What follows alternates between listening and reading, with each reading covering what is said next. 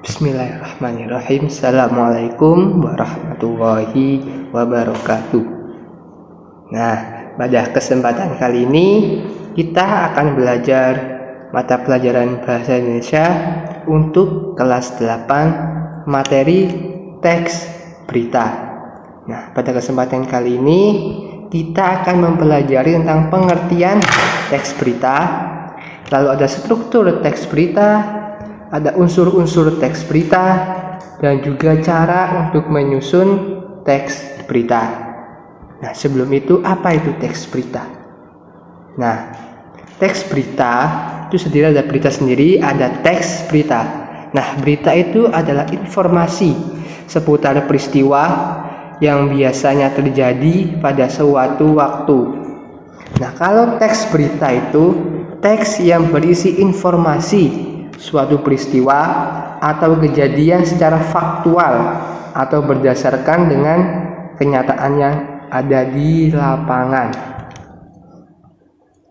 Nah, strukturnya ini ada 3 dari teks berita. Yang pertama ada teras berita, yang kedua ada tubuh berita, dan yang ketiga ada kaki berita.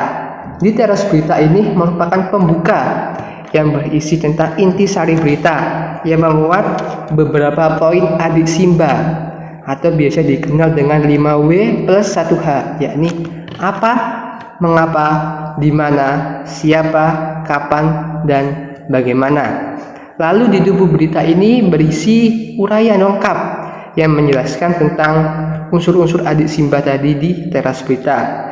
Lalu yang terakhir ada kaki berita atau penutup yang berupa simpulan atau penegasan ulang. Nah, cara menyusun teks berita sendiri itu ada 5. Yang pertama adalah menemukan inti.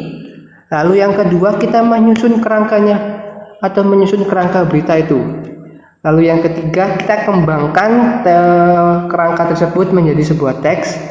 Lalu yang keempat kita tentukan dulu judul beritanya itu apa yang sesuai dengan kerangka yang telah kita tulis, dan yang terakhir kita baca.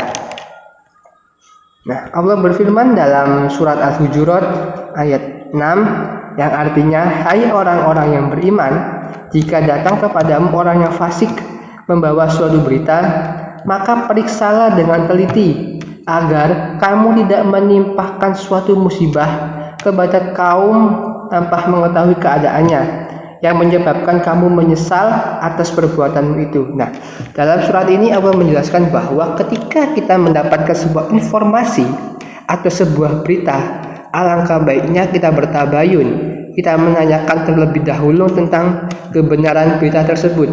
Apakah valid atau tidak? Apakah sesuai dengan kondisi atau palsu? Nah, mungkin itu yang bisa saya jelaskan pada pertemuan kali ini. Semoga materi sedikit tadi dapat bermanfaat. Saya akhiri. Wassalamualaikum warahmatullahi wabarakatuh.